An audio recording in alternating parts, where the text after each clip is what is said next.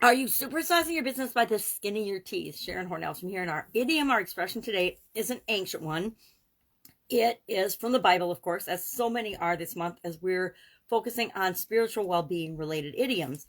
Well, I don't know if it's well-being, but spiritual idioms anyway. Some of them are focused for the annual challenge, the BU 365-day challenge. Do one thing every day that improves us is spiritual well-being, our spiritual area and aspect of our life. So I'm using that as the theme for and tying that into our businesses. Because guess what? If our spirit and our soul isn't in our business is hollow, right?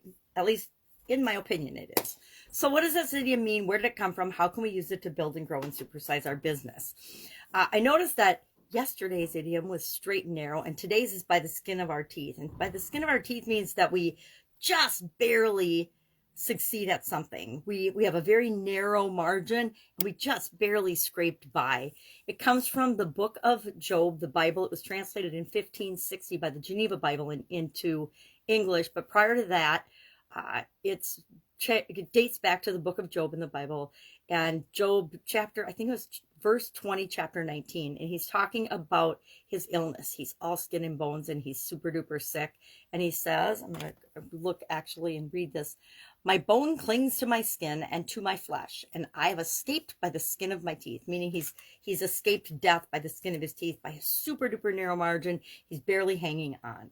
You know that film on your teeth in the morning when you first wake up before you brush your teeth? To me, that's like the skin on your teeth. I don't know. So how does this impact our business? My question for you today, and for myself, obviously, because I'm thinking of narrow margins and straight and narrow and following the rules and things, I think that since I keep picking idioms along that line, there's a message for me in there. I always think that things happen for a reason. So I'm going to listen to my intuition today as I go about my day and think, okay, what does this message mean for me? Maybe I need to be more focused. Maybe I need to stop doing something that I'm doing because it's diverting my energy in a direction I don't want it to go. So how can you look at this idiom and think about your business? A lot of times when we are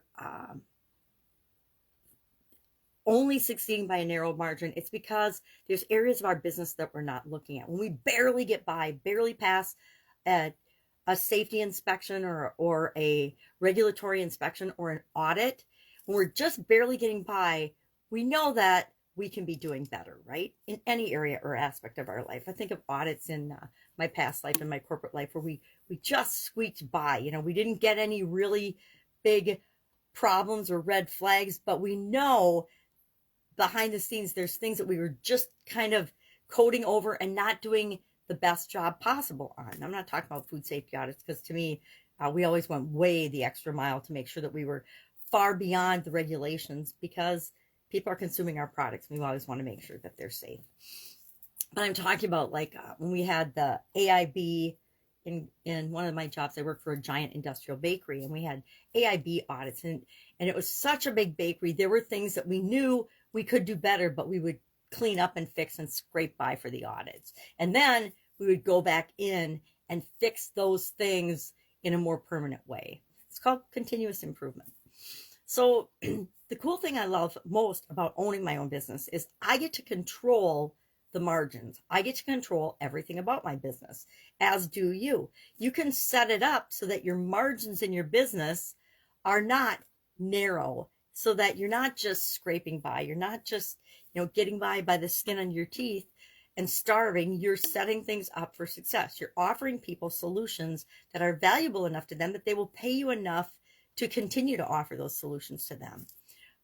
We do our homework. We do our research before we get involved in situations that might be too risky for us or for what we're doing with our business.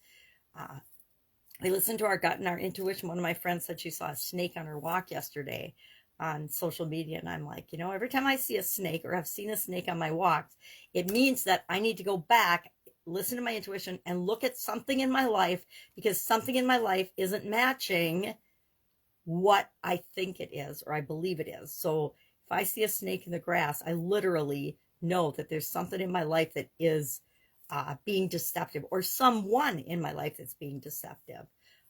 I've only seen snakes in the grass a few times, but every time when I've asked myself that question and looked, I've found the mismatch in terms of what I thought something was and what it actually was, and saved myself a lot of heartache.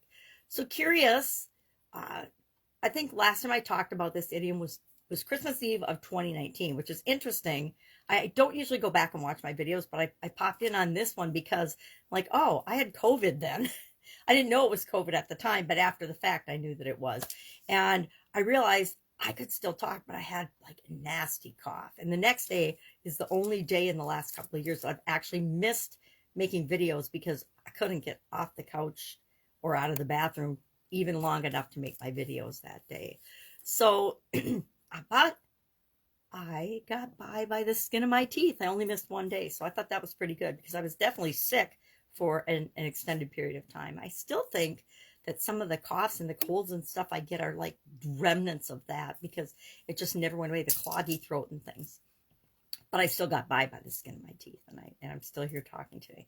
I've had a lot of near misses where I've I had a sudden cardiac arrest in 2010, and I'm still here talking. So obviously, I've had several by the skin of my teeth or near miss things happen in my life, yet I still continue to move forward. That's all we can do, and that's what we need to do as we're building and growing and supersizing our business. So I guess my biggest message today is if you feel like you're getting by in your business as you're growing it by the skin of your teeth, there will be times that happens, that we just get by. But if that is the overall theme of your business, it's time to shore up, do a self-audit, and ask yourself questions. Why is this happening? Why has it happened, repeatedly? And what are we going to do to put things in place so that we're not just barely getting by, so that we have large margins, especially large profit margins, right? If we're not doing something profitable, why are we doing it? Unless we're doing it for charity. We need to set ourselves up for success. And it's our business. We get to decide what our offers are, who we're working with, who our customers are. Maybe it's a time where we need to up level the people that we serve, or the offers that we're making, or the prices that we're charging for things. Right now is a huge time, at least here in America, of inflation. And I always struggled with these in the past with my offline businesses, is raising prices during inflation or when gas prices were high, etc. People would just add gas surcharges. And as a customer, it's super duper annoying. Why not just put that in your price? I just saw an article about a restaurant that was having a 20% upcharge to the bill for expenses to the business, covering insurance and something else for their staff. Well, put that in the price of your product and on your menu so that it doesn't insult people, because we all want people to be paid fairly. But if you spread it out over the prices of your items, it's less painful to us and other people, at least in my opinion. I think there's different ways of presenting things. People know prices are going up. We're whining about grocery prices and gas prices every day, but we need to find a way to make that palatable to the people that we serve as well. All right, that's all I have today. Have an awesome Easter. It happens to be Easter Sunday here, and I will, of course, be with you tomorrow with another spiritual-related idiom for the rest of this month. If I can help you in any way, ask. Otherwise, have a great holiday.